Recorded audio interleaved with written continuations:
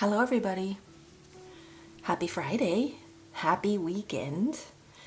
Thank you for joining me in today's video. We are going to do something different, and apparently a lot of you want to see this. So I decided to get on it right away. Not only because I'm a little obsessed at the moment with making these, but also there has been so much request for this video that I didn't want to delay it any longer. Today is a crafting video, and I am going to show you how I make these pendants. This is wearable art. This is your art that you can make into pendants and then give them away for presents if you wish, or wear it for yourself, of course. It is a little bit involved, so there's quite a few materials that you will need for this to be a successful little craft for yourself. I want to first go over the materials that you're going to need, because if you don't have something like this or something similar, you might want to go out and buy it, because I've done a lot of trial and error and I found what works really well, and I would like to pass that on to you. Let's start with the most simplest things that you will need. You're going to need a cutting mat of some sort, because there's going to be a lot of cutting involved. Speaking of cutting, you're gonna need either some sharp scissors or an X-Acto knife, and possibly a paper cutter of some sort, so that you can cut down your papers to size. A ruler is also important, not only for the trimming part but also for the measuring part, in case your cutting mat doesn't have measurements on them. And just for cutting reasons, it's also good to have a ruler on hand. Next, you will need a good adhesive. This is the adhesive that I use, and it is used for bookbinding and paper crafts in particular. And not only is it pH neutral, it dries really quick, and it is amazing. It doesn't buckle your paper as much, and once you have glued your papers together, they will stay together. If you're curious as to what I've been using and you want to have a look at it before you buy it, I am trying to link everything that I am using today in the description box below the video, so you can go have a look there. If it's not listed, it's probably because I couldn't find it, but you know, do a little bit of research and I'm sure you'll find it. Next, what you will need is something to spread your glue. You can use your fingers, that's fine. I don't like having glue all over my hands because I'm trying to avoid to get the glue on the backside if I can prevent that. So I'm using just an old spatula for this. This is a mini spatula. It works really well for the size that I'm working with. You could also use a palette knife, or of course an old credit card of some sort. I would suggest you have something that can spread it easily and without any streaks. If your credit card is damaged, you're gonna get streaks in it, and you will see that on your final layer. Once your papers are glued, you're gonna need something to hold it in place until it's all the way dried. And I use these clothespins. They work really well and they don't leave any marks. You need something that is not going to damage your paper while it's drying. So these work really well for me. I bought those at the dollar store. They're super cheap. Next, you're going to need some backing papers. And I found that heavy cardstock works really well. It doesn't really matter exactly what set you're using. This one, it says textured, and it doesn't really matter. They're smooth cardstock paper. I just used the textured cardstock paper, and I maybe feel like the glue will adhere to it a little bit better and make it buckle a little bit less than if it was smooth cardstock. But I could be speculating here. I am not 100% sure. I like the variety of colors in these packets. Obviously, this is a lot if you can find it maybe at a thrift store, or if you already have something like this laying around. This way you can match it to the front of your design, and you can match it to the colors that you've been using. So, you know, you have green, an option for green, blue, purple, and then you can match it to whatever is on the front. This is optional. This is some fine grit sanding paper. I used that to knock down the corners just a little bit on some of my pendants. You don't have to do that, but if you want to and make it look a little bit more finished maybe, although I do like the corners as well. So I can't really decide which one I like better, but if this is something that you would want to do, or if the sides didn't turn out quite smooth enough, you can use fine grit paper. It's super fine grit, so you can get some of that as well. Another optional thing is however you want to attach the loops. If you already have something that you can use that. You can buy them on Amazon. I made these myself, and I'm not going to show you how I made these, but there is a really wonderful tutorial out there, and I will link the lady's video under my video in the description box below, so that you can go give her a view as well. And if you want to make these, you will need some 20 gauge silver or gold wire, or whatever color wire you want. You will need some pliers, like the needle nose pliers and the round ones, or some flat pliers, just something to shape your wire. And obviously you're going to need something to hang your pendant on. I have these. I bought these at Joann's. They come, I think, in a pack of 3, and I got some black ones and some silver ones. And I also bought on Amazon some leather cord, and I made this necklace. It's an adjustable necklace, super easy to make.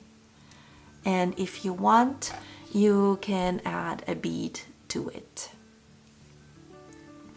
I like the bead because it makes it a little bit heavier, and it might be a little bit better wearing the necklace just because it is super lightweight. The next optional thing is something to seal your paper with, and you only need to seal your watercolor paintings.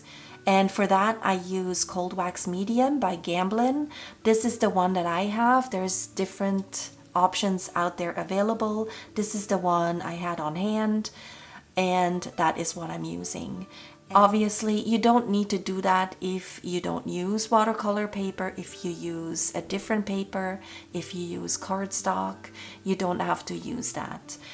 It protects the paper from water splatters, and obviously it helps keeping your paint in place, so that if for some reason there is some water splashing on it or something liquid, your colors won't run. because it is wax, when you put it on your watercolors, it won't smear. So that's the good part.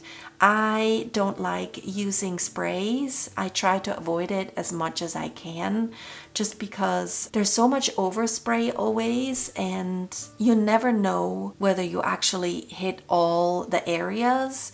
And I just don't like inhaling it. With this wax, you don't have to worry about it at all.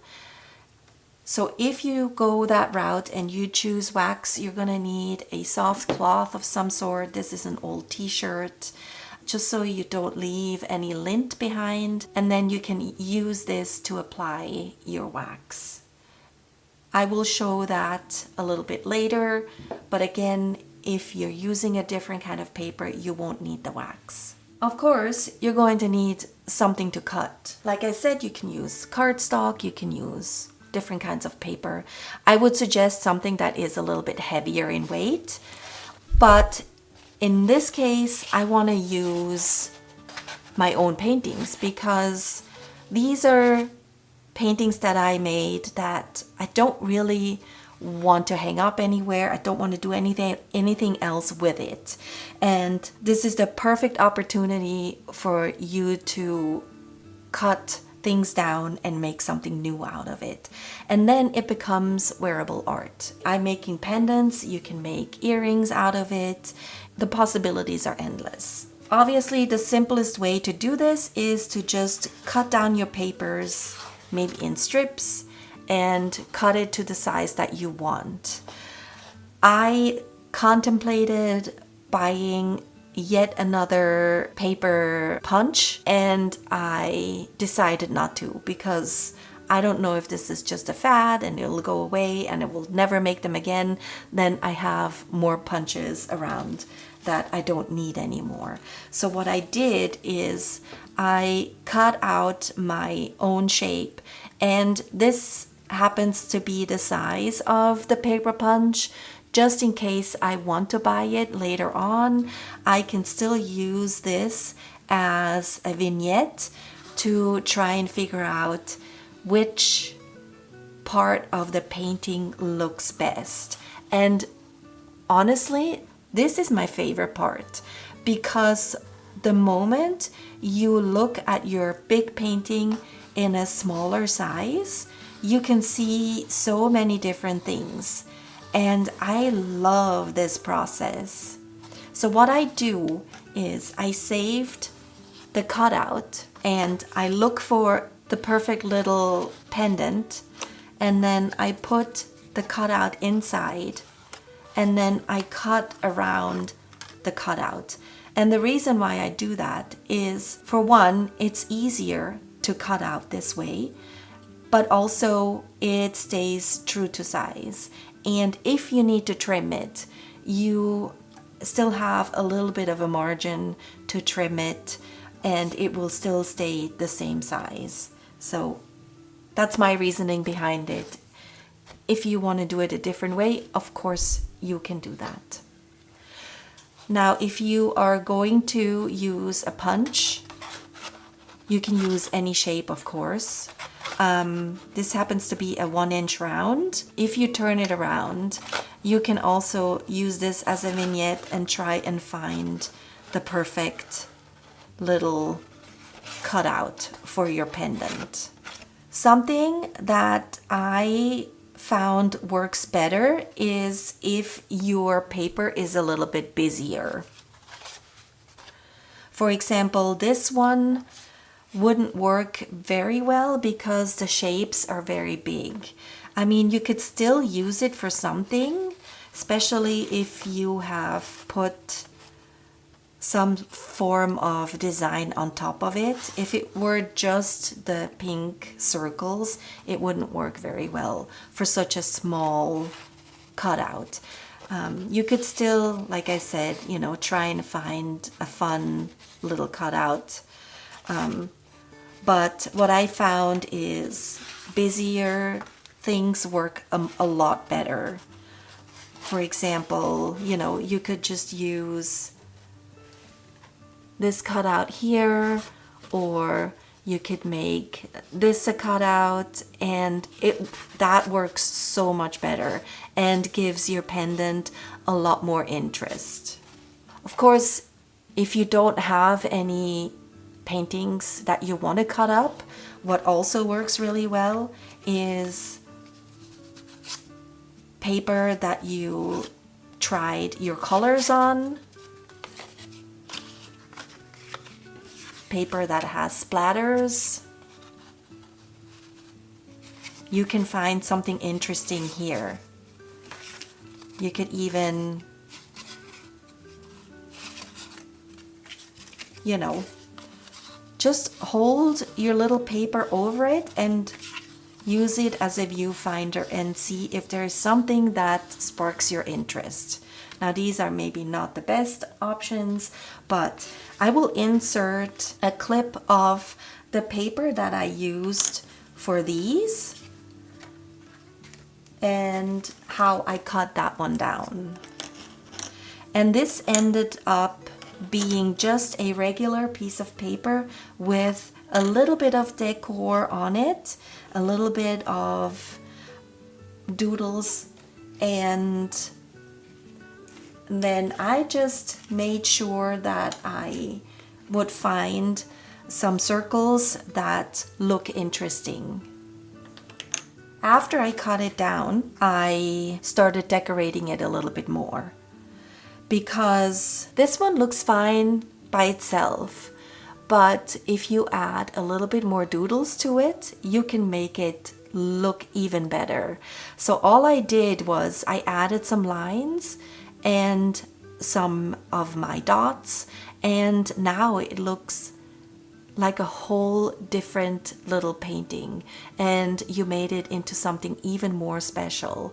So if you have something that doesn't have any doodles on it or are just drops, decorate it before you put the wax on, and then you will have something that almost looks like it used to be a painting. So all of these were just the simple ones, like these ones, and then I went in and I added some more stuff to it, and I really love it so much better. So that's another tip I can give you. If you don't want this type of attachment, then you can punch a hole through your layers before you seal the papers as one of your last steps. In that case, you will need a hole punch, and I think this came in 3 sizes, if I am not mistaken. This is the smallest size, and you will need a little bit of elbow grease to punch the hole through all those layers, but it's possible. And then once you have the hole, you can use a jump ring and use it that way to attach it to whatever you then choose as your necklace. When I was showing you this, I really loved how these colors looked, so I think we're gonna cut out one of these. If I can manage to, use it from the very edge, I will do that. If not, I don't really care. Then I can just place it somewhere. But I have come across an issue where I cut a piece too prematurely, and then I decided that another spot was better, and then I didn't have enough paper in that area to make what I wanted to make. So if you're precious about your papers, then make sure you be a little bit more careful where you place your cutouts. So it's super easy. If you have a really sharp X-Acto knife, this is a process that's gonna go really quick. And it's much easier on your hands than if you use a hole punch. So now I can decide, do I want it this way or do I want it this way? Obviously, you know, if you want it a little bit thinner, you can cut it down. You can make any shape that you want. What I found, and you will see that in a moment, is that rectangular shapes or square shapes are a little bit easier to cut down later, because you can't, once you have your layers of paper glued together, they won't fit through, let's say, a circular hole punch or paper punch. And then you're gonna have to cut it by hand. And that is a little bit more difficult. And I would suggest, you know, cutting all of them out all at once. It makes the process later on a lot more streamlined. But once you have it cut out, you can then try and find a good backing paper for this. So I see some orange, some red, some pinks, and a purple. So I'm gonna check and see what I have in my cardstock here. I think yellow would look really nice, although this is a little bit more mustardy.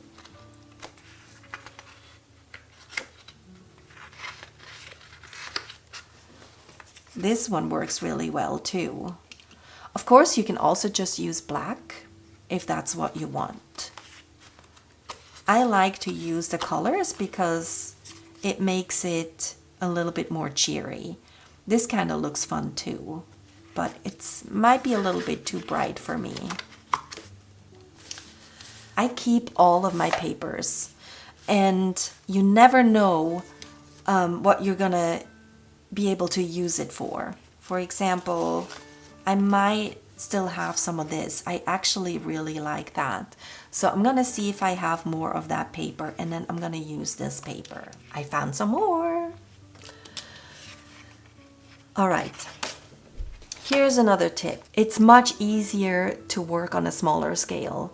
The next step would be making sure you're not creating more waste. So, for example, I could cut a piece this size, and then I can fit all of them on. So we're gonna do that. You will need 6 of these backing papers, and they should be all the same size. And that's when your paper cutter comes in handy. So I'm just gonna put this down. I will leave a little bit of an edge around my pendants, but I will bud them up right next to each other, and I will tell you the reason why later once we start working on it. Obviously I can't do it for the round one, but for the same rectangular shapes or square shapes, make sure they're butted up against each other. And then we're gonna cut this piece.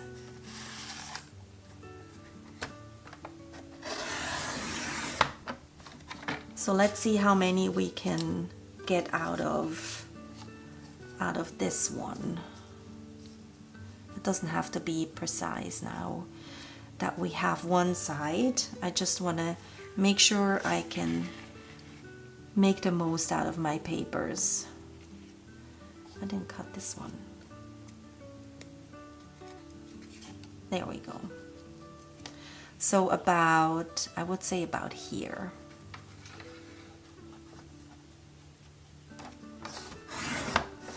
Keep cutting the papers to size. So now we have our background papers. I don't need the cutting mat anymore. I'm gonna replace it with a piece of scrap paper because now we are going to glue. All right, this is going to get a little bit messy, but that's okay because we have a piece of paper. So now I'm just gonna add my glue. And this glue, like I said, it dries super quick. So you want to be speedy with this process. And this is why I like to use this spatula, because it makes the application process super smooth. So then we're gonna put the second layer of paper on it immediately and just hold it down, especially along the sides and the corners. But like I said, this glue is amazing, and now I know why bookbinders don't have a hard time gluing down their papers because it just glues so fast. So this is layer 2 now. Now we're putting down layer number 3. And I can't stress it enough, make sure you go all the way out to the edges and the corners. Also, don't use too much glue. There's a fine line between using enough glue and too little glue. And then you just line up your papers the best that you can. This process doesn't have to be super exact because we will be cutting it down later. Now, up until this point, I haven't really paid attention to which side of the paper I want down, because one side is always going to have that textured side. And so it just makes a better bond, I feel. And as you can see, I'm going pretty quick. And even though I cut down my papers, I can already tell that they don't match. So this is what I mean. Don't stress too much about how precise you will cut down your papers. All right. I haven't moved the base papers yet, but I only have 2 more left. And now we're gonna be working on the front, which doesn't matter if it's a little bit messy, but because the backside we will be seeing, we have to be a little bit more careful. So now I'm choosing the paper that looks the best. And because I know I want the textured side showing, I want to make sure that I use the one that is the prettiest, just in case you have a paper that, you know, either already has some glue on it or maybe has the texture has an error or something. And it would be a shame if you went through all this process and then the backside of your paper looks bad. So now this is our last piece of paper.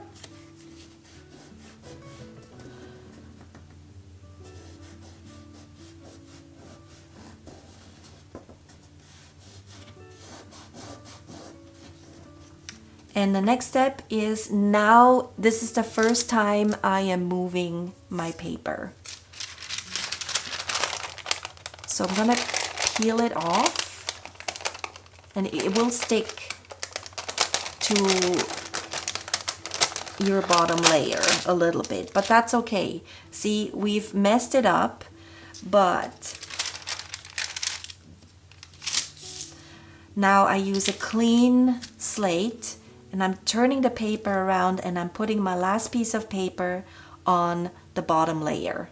I hope that all makes sense. So this is the front and this will be the back. So now I will make sure that the textured side is showing. And don't worry if you ripped this layer, it won't make a difference because you're going to cover it up. So the reason why I say don't use too much of the glue is because you don't want it oozing out too much. It just makes it a lot messier later on. All right, now all your papers are glued down. This looks fairly okay. Now we will add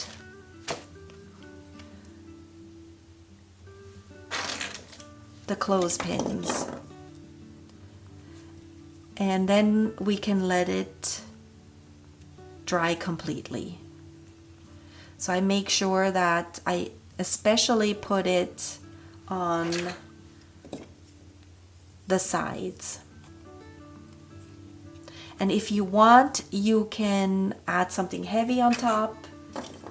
I usually just put it to the side. Now I just lay it flat somewhere and then I let it dry completely. Okay, it's been a little while, so now we can take these off.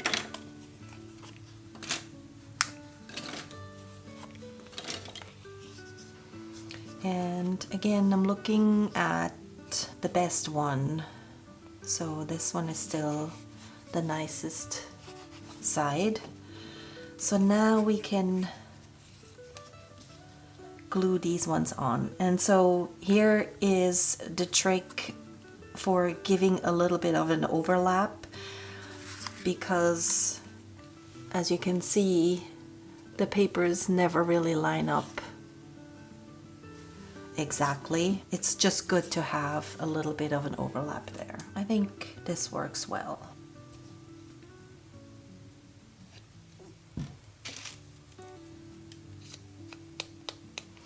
Again, it's super important that you make sure the glue goes all the way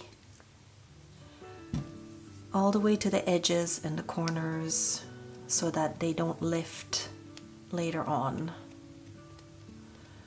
But, whoops, all the while making sure you don't use too much glue.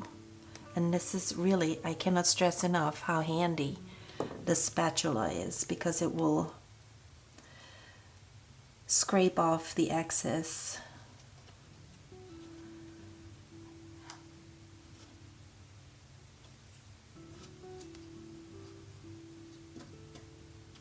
Okay.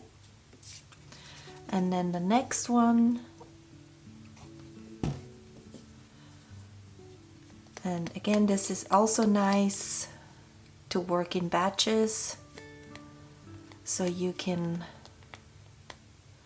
butt all of the same shapes up against each other to save on space and also make the cuts easier after.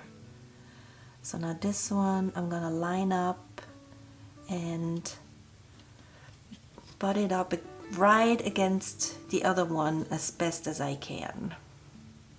So I've never actually mounted a round shape onto my papers, so it'll be interesting to see how difficult it is to cut it.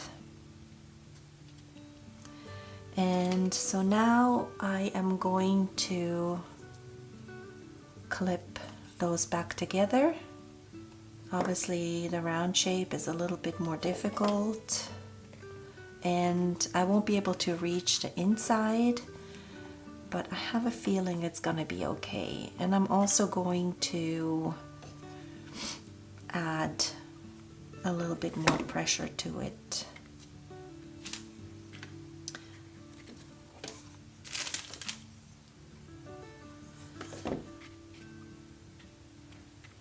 It looks pretty okay. Like I said, this glue is amazing.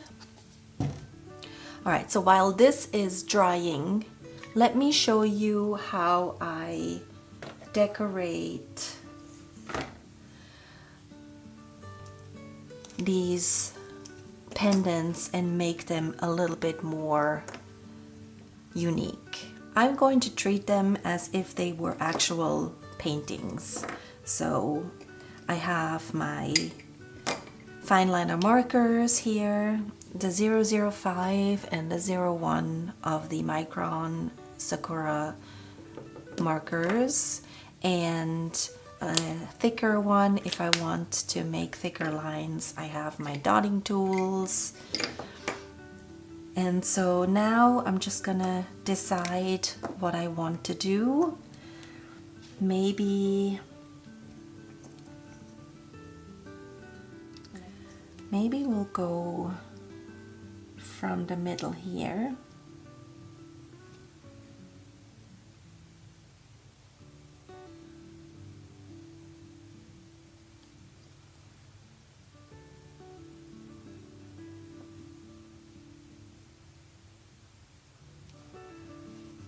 And then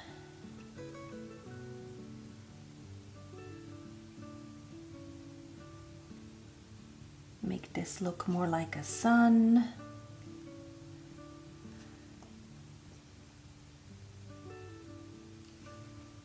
Like so. And then we'll put some more dots on that one. Now I already have dots that were on the painting itself when I made it, but I want to make them a little bit more intense. So I'm just going to add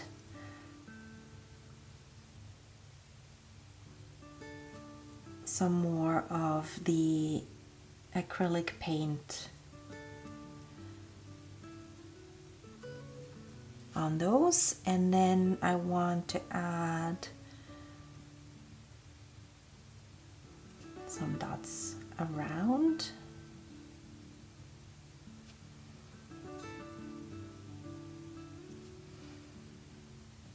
And even though it's not the same gold,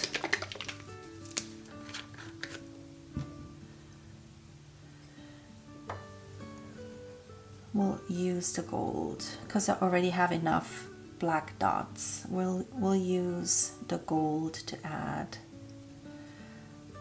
some dots to the ends of these, like so. And here you have your own little beautiful unique painting pendant. What can we do with this one? This one has a little bit of a, there's a lot of free space, so I think I want to add another black dot. So let me go get my stencil. Okay, I'm just gonna use one of the smaller ones. Maybe it will use a slightly bigger one down here.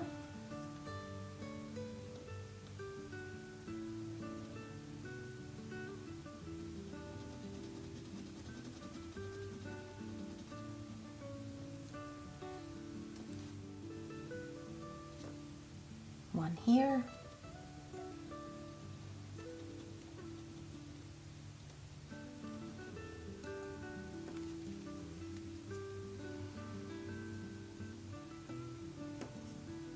Yeah, I think that's good enough. I don't want it to be too dark.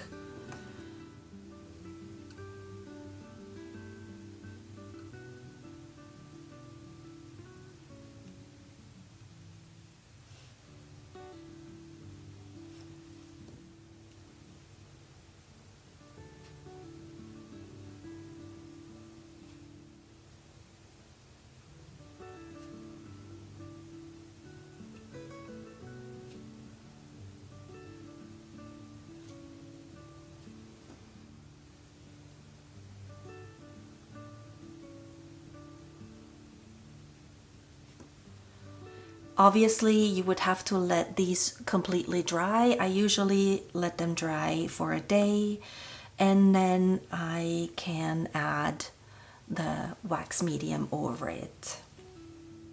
While the dots are drying, I am able to take these off already.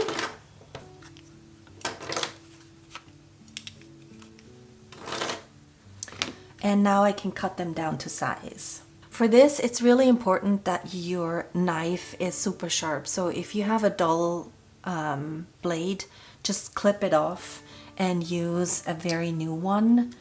Otherwise, you won't get sharp edges, and that's kind of important. You want to manipulate those edges as little as possible once they're cut. So it takes a few times to get through all the layers.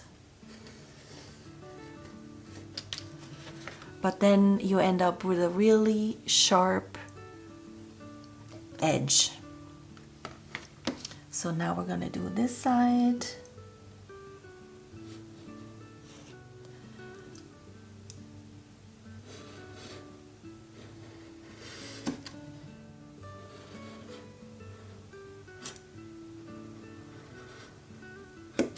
Just be very careful, that blade is extremely sharp.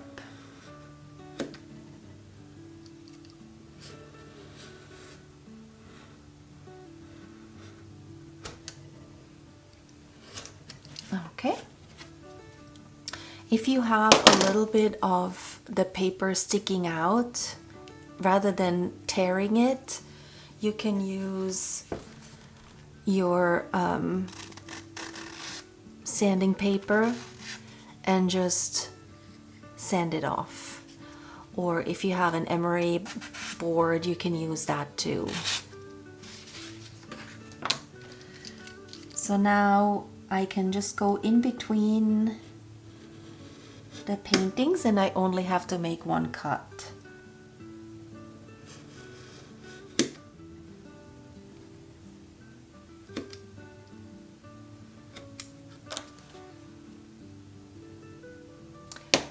And then you get very nice sharp edges all around.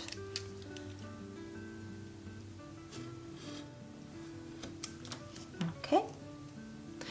And also, if for some reason the corners are a little bit more fuzzy and not as sharp, that's also a good way then to knock them down a little bit and make them more round. I think for this one, I'm gonna leave them pointy. Now, if I have this much left over, I will hold on to it and I might be able to use it for another, you know, longer one that's slightly thinner, or I can use it for studs. So I'm not gonna throw this one away. Okay, wish me luck. We're going around in circles.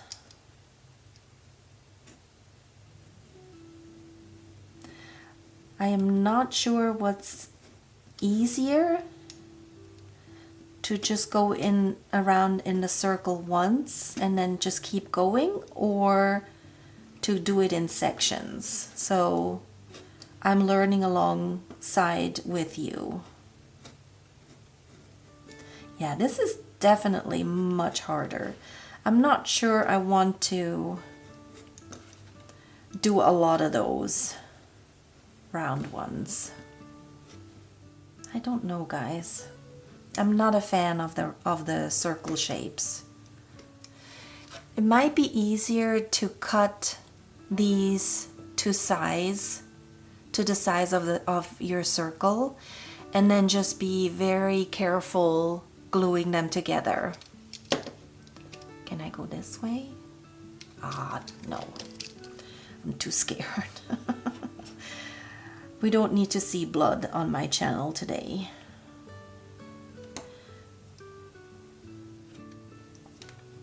We're not even through this paper. I'm gonna do this off camera.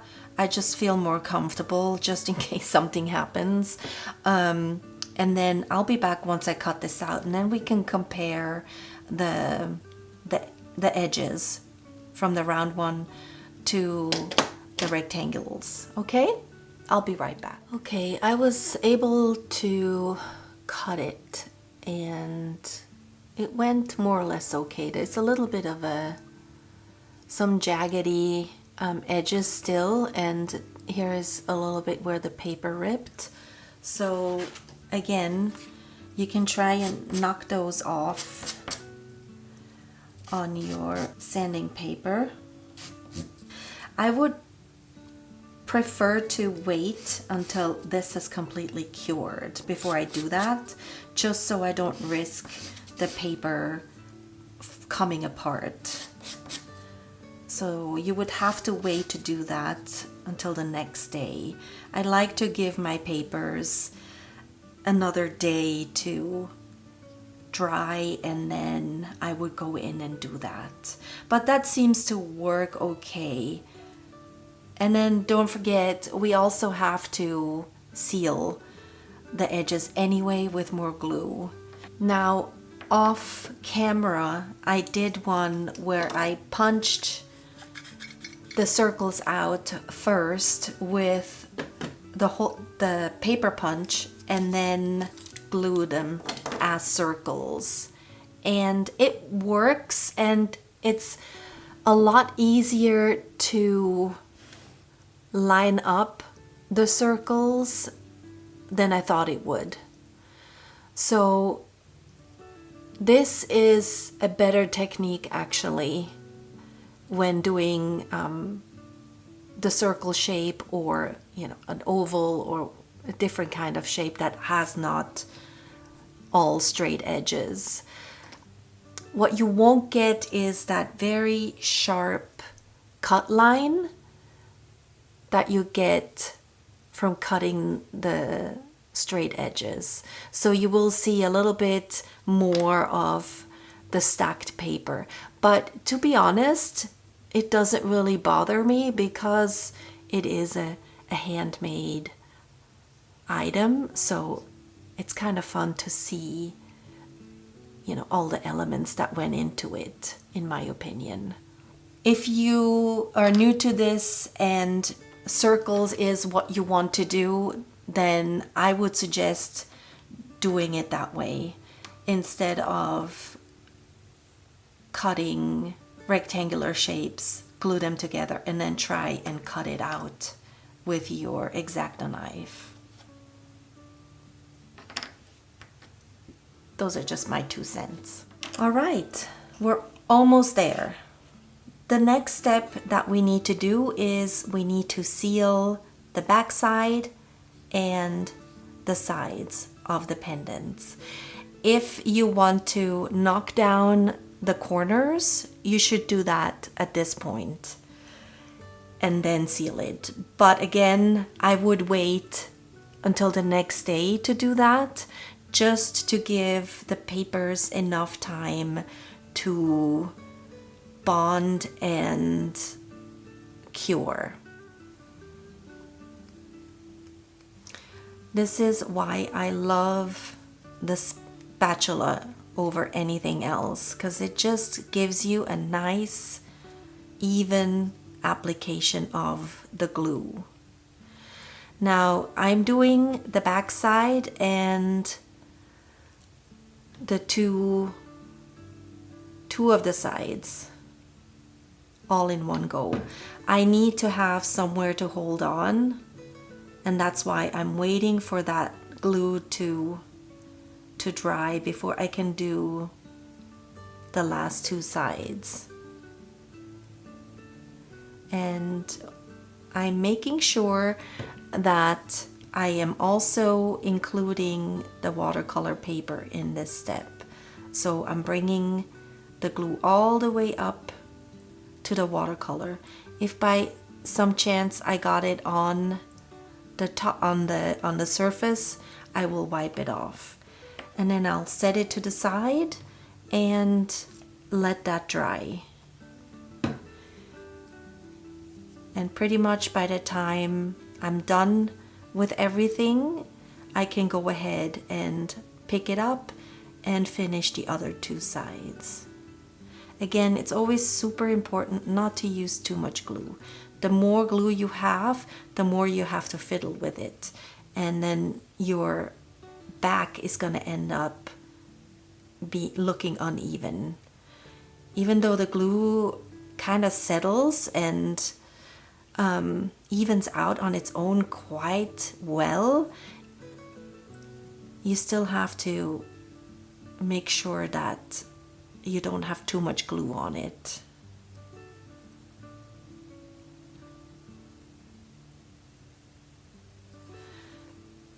here. Now I touch that side. A little bit at a time.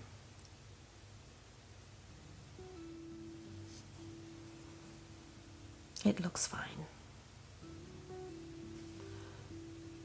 Okay. See, look at this one. This one is almost dry already. Oh, also, I want to make sure that there is not too much of a glue buildup. The cleaner the edge is, the cleaner of a scrape you will get.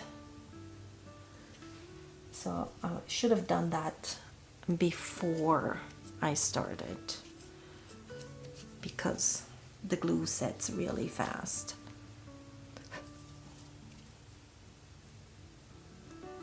Makes it so much easier.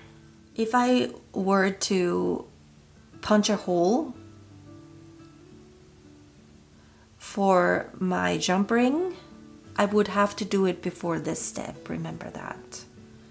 It just makes it that much harder to punch the hole the more layers you have on it.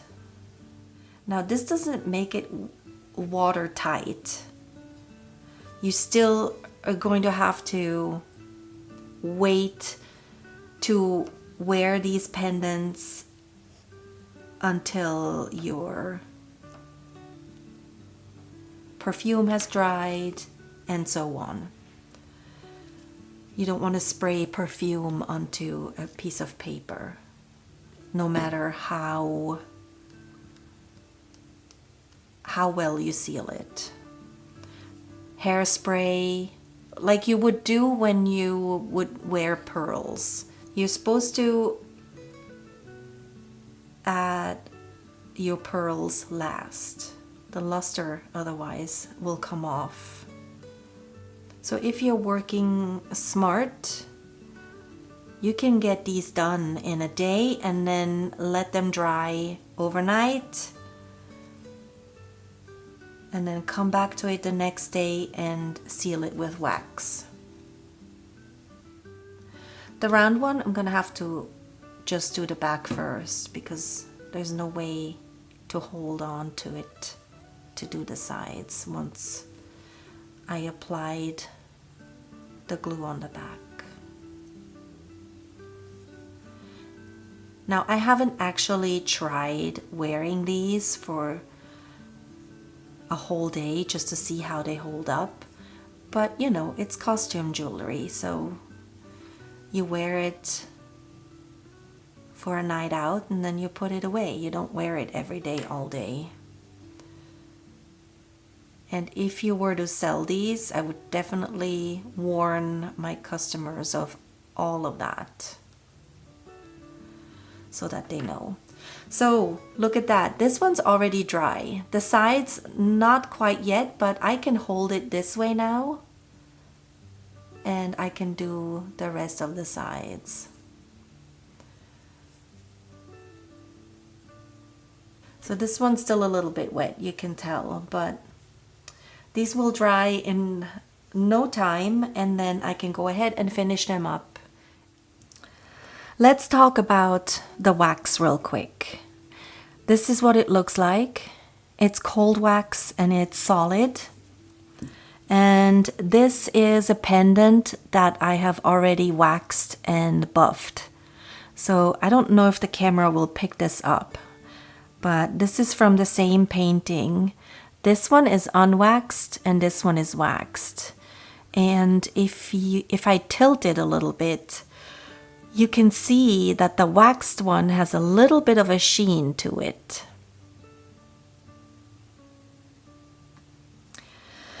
So what I'm doing is, preferably you would use a clean cloth or a cloth that has a corner that is clean. And then I am taking a fair amount of that wax. I need to protect my surface. I'm gonna put some of this paper underneath.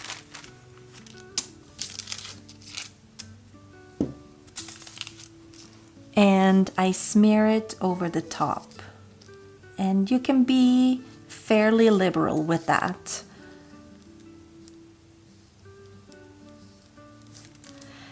It will dull, if you have gold on it, it will dull it a little bit.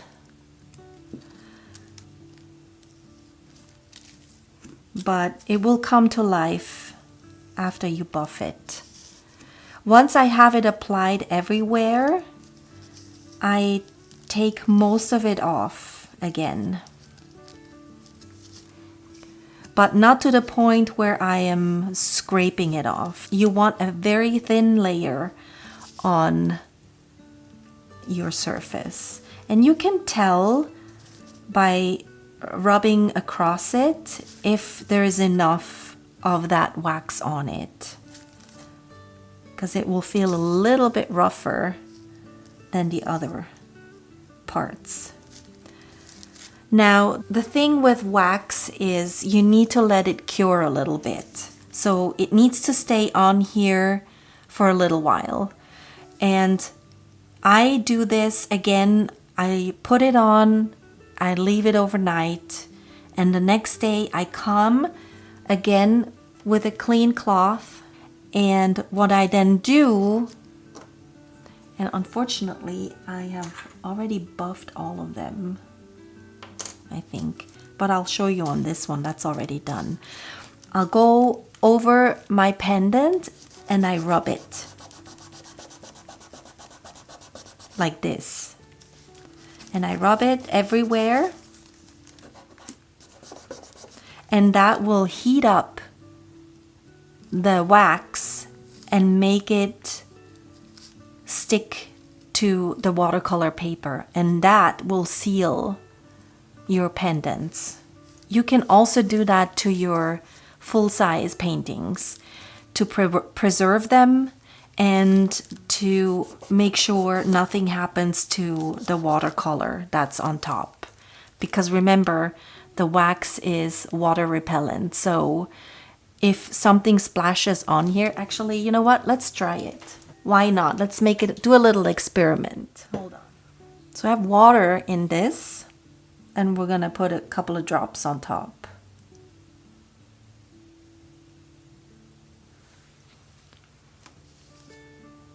And it'll just sit on top. I put it where these circles are. You can't really see it, can you? It just sits on top. And then nothing happens to your pendants. Let's try it on the back, because this has the glue on it. Obviously, on the glue, if you were to let it sit, it would start seeping in, right? But if you, by accident, had splashed some water on your pendant and you're like, oh shoot, there's water on it, let me wipe it off.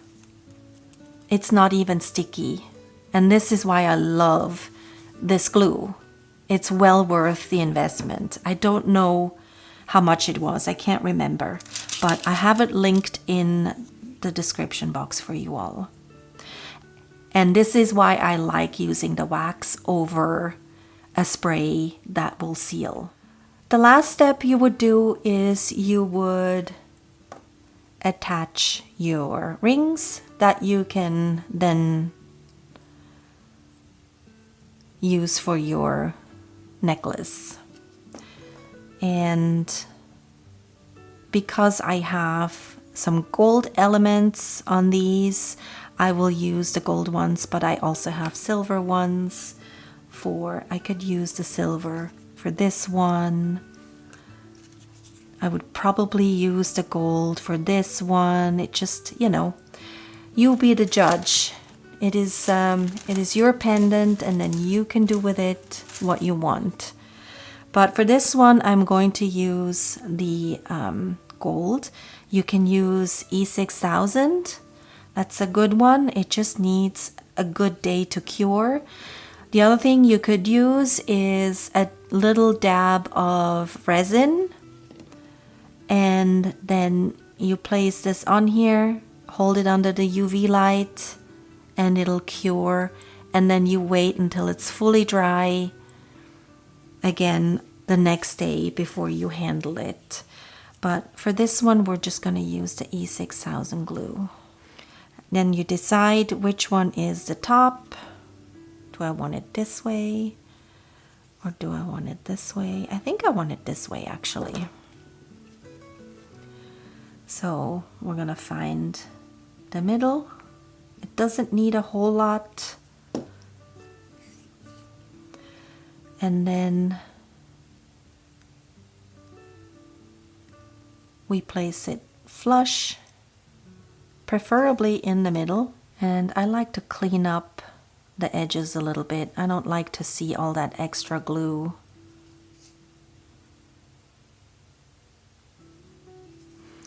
And then you place it to dry.